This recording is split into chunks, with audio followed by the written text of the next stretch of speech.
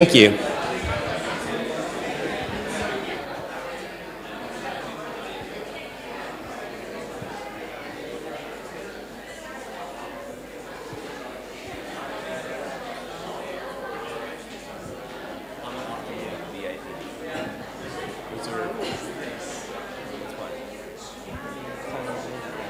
called a Sept drop. That's the actual industry term for playing crap on industry. Don't be shy. Come on, grab a seat. We got lots of good ones. Whole bunch of them right here in the front. That's you, Matt. Come on, get a good seat. Come on, squeeze on in. Good evening, folks. My name is Jay Otway. I am the founder of an organization called HK Social, which is a gathering of social media practitioners. That means people just like you who are finding themselves having to use social media at work or just for fun. Anyways, we gather the first Friday morning of every month at Pure. I'll give you some details of that at the end. I'm also here as a Social Media Week Advisory Board member, and I've been a part of planning many of the events this week. Today and throughout this week, I'll be doing a quick roundup of what you've missed so far if you couldn't have made it to all the Social Media Week events today. I'll be talking about two in particular. The first was our C-Suite luncheon, which we had here earlier this morning in the back.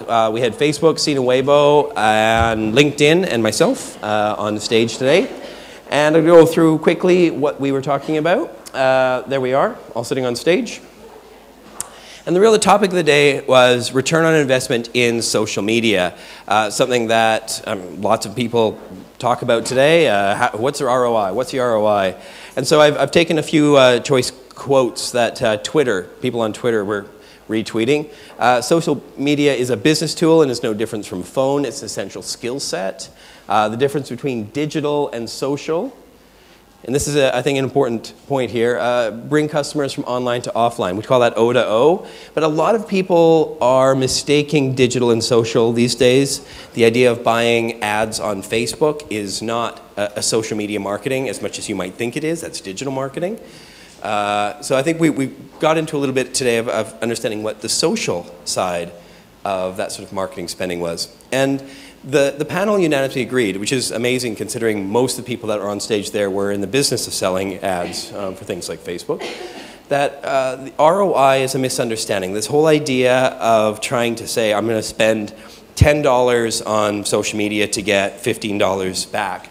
You're not going to, it doesn't really work that way. The key takeaways today were long-term relationships are the value that we're seeking to build, not quick sales. And what we want to gather is the lifetime value of customers, a deeper scope of the customer's spending, their own the customer basket share, as was described, rather than worrying so much about how much of our market share, how much we've scaled our business. So it's about getting deeper with our existing customers rather than using social to expand to more. And I think it's a shift between mass media thinking, where we're trying to hit as many people as we can, and social thinking, which is more about relationships. And we talked a lot today about a lot of brands in the room want to know about how they have relationships with customers.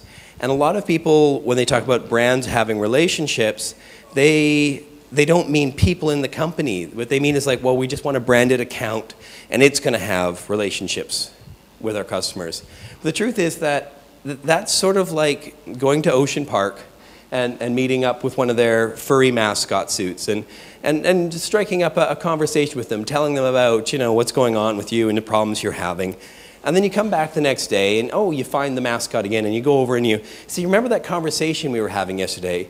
But there's a different person inside the fuzzy suit and they have no idea what you were talking about the day before.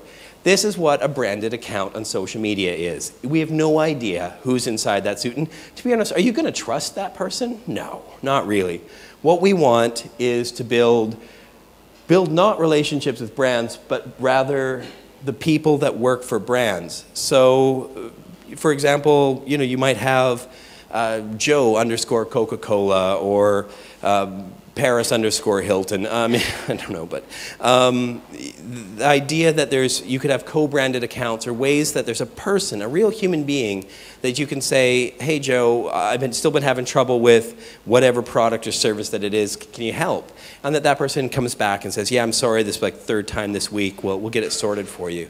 You want a relationship with a person, even if that person works for a brand, it's got to be a person, not the brand. So that was sort of the big takeaways from the C-Suite luncheon.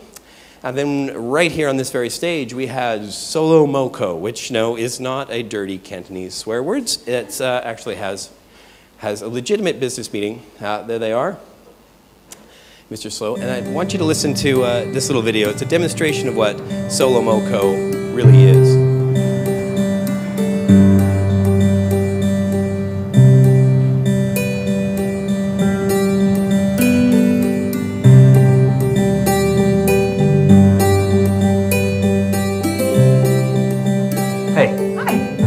So, what do you recommend?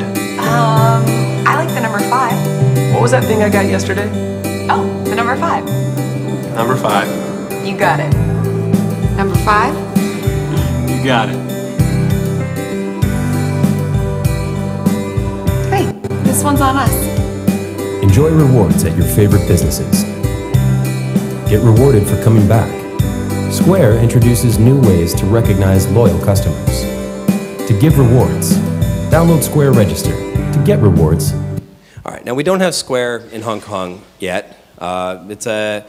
Square's founded and run by the same guy who wrote Twitter, Jack Dorsey, who's also the chairman over at Twitter.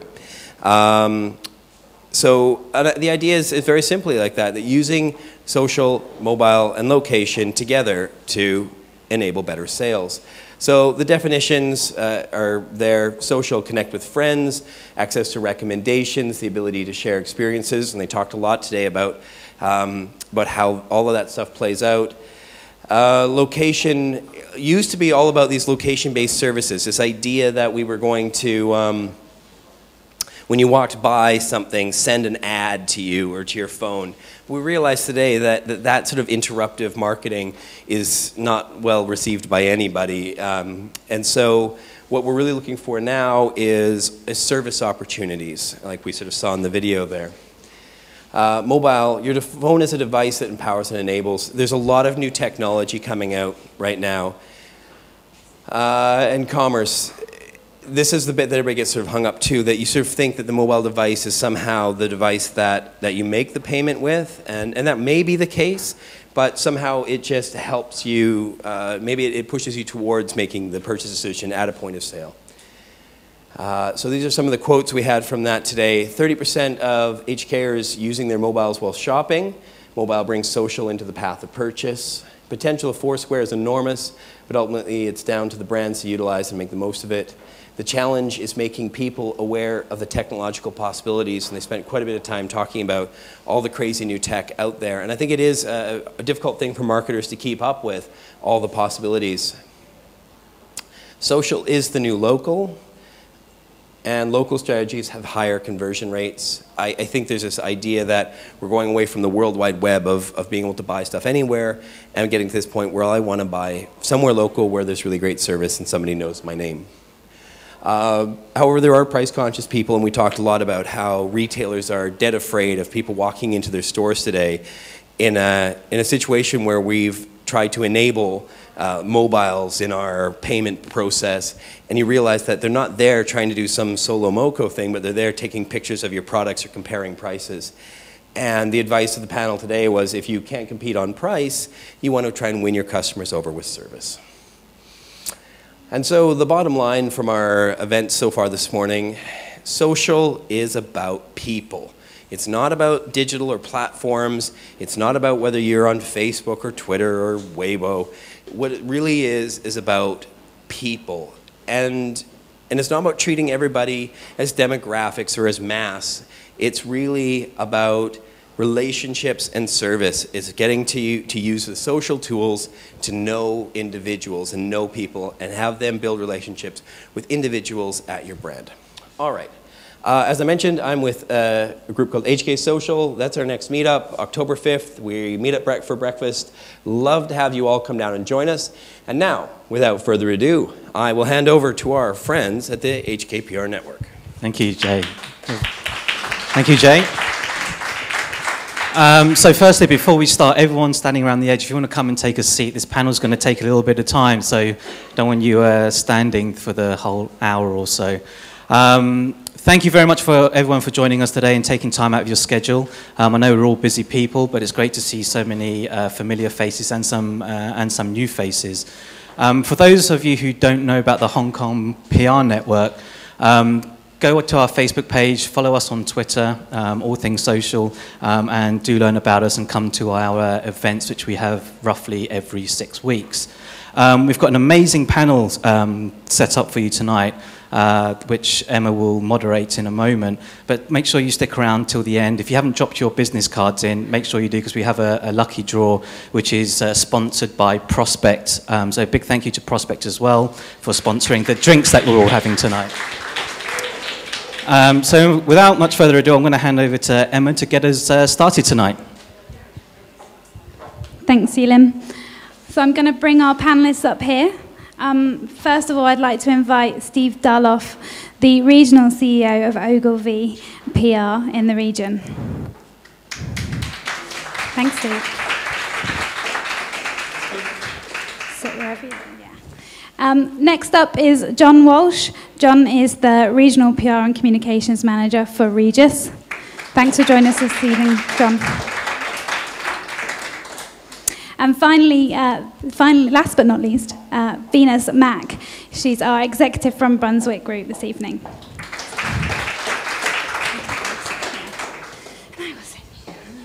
So just to give you a little background on our speakers, and I don't want to labour how long Steve has been in the industry, but Steve is our industry veteran this evening. He's been with Ogilvy since 1987.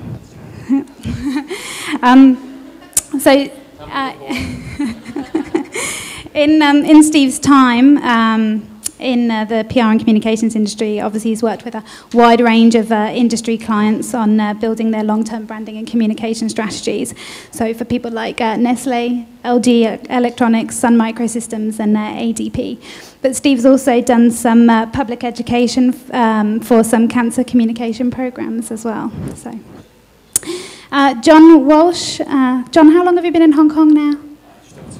Just over 2 years, so John's relatively, I guess, new to Hong Kong, minimum period. But John is a seasoned communications professional. He is currently overseeing the APAC PR program for